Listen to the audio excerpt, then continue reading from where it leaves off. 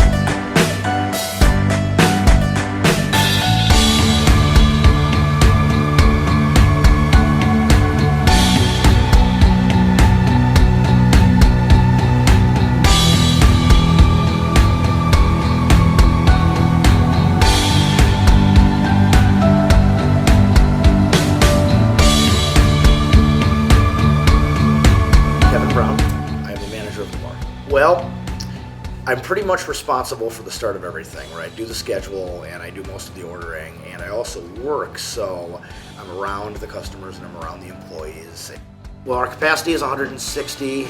We're usually at capacity for 2.5 hours, so I would say individual heads probably upwards of 500 people on a busy night.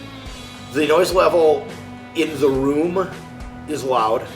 It's loud enough that you would have to elevate your voice to be heard.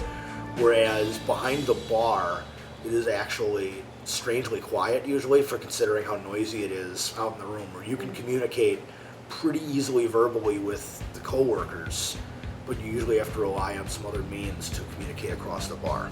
As a bartender, I serve drinks to customers, and as a bouncer, I check IDs, keep the bar clean.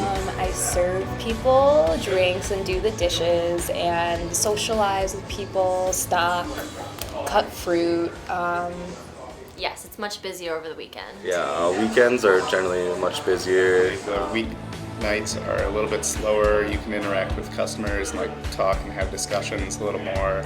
Whereas on weekend nights, it's kind of just get through customers to make sure that everybody gets served. I find it much more difficult to talk to customers. You need to talk about the specials a lot and explain what things are if they have questions, and make recommendations, and then tell them their total and stuff like that. Sometimes I try to scream over the noise, but a lot of the times I just end up using hand gestures because it's easier.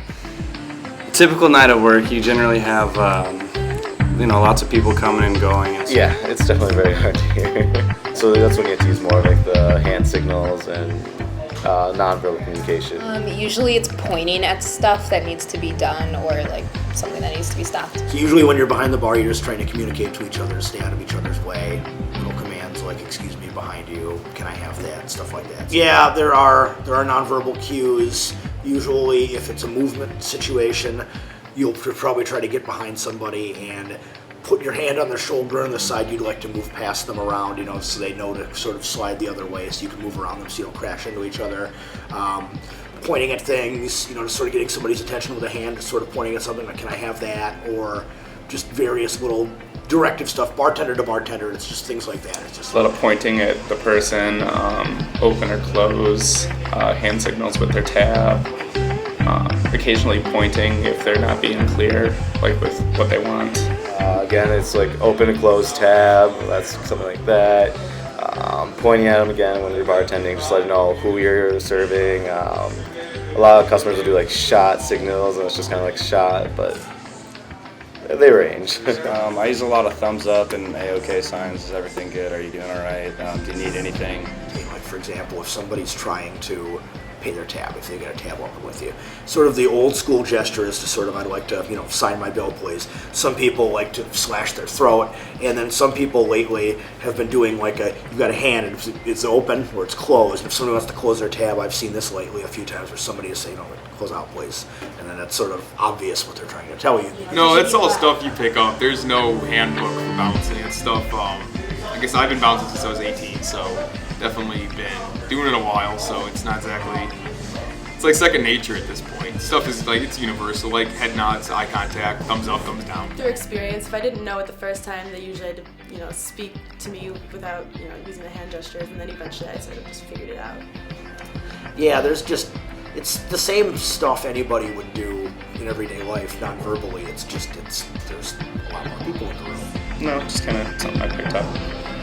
No, it's something you kind of just pick up on, like bouncing. You just see people who've been here longer, you see them do like the ID check, and really the only thing you're told is let people know when you're behind them, behind the bar. That's the only thing you're really told. No, it was definitely just saw some people doing it and then just, all right, that seems easy enough. It was definitely not they don't have it written down in a handbook over here. Yeah, actually, the bar staff is really interesting because everyone has to work together, and definitely at this bar, it's a very tight, close-quarter bar, so it's definitely, people pick up on their routine and they have their rhythm, and everyone has to get on like that same rhythm, and then everything moves really smoothly. Like the idea is it's like being like a well-oiled machine is definitely true. Like that's why I don't think there is a lot of communication necessarily, but it's all like there's a lot of understandings that people have. Where It's just that it's really important when it gets super busy. So I think the nonverbal communication is a good way for us to kind of speak above that noise.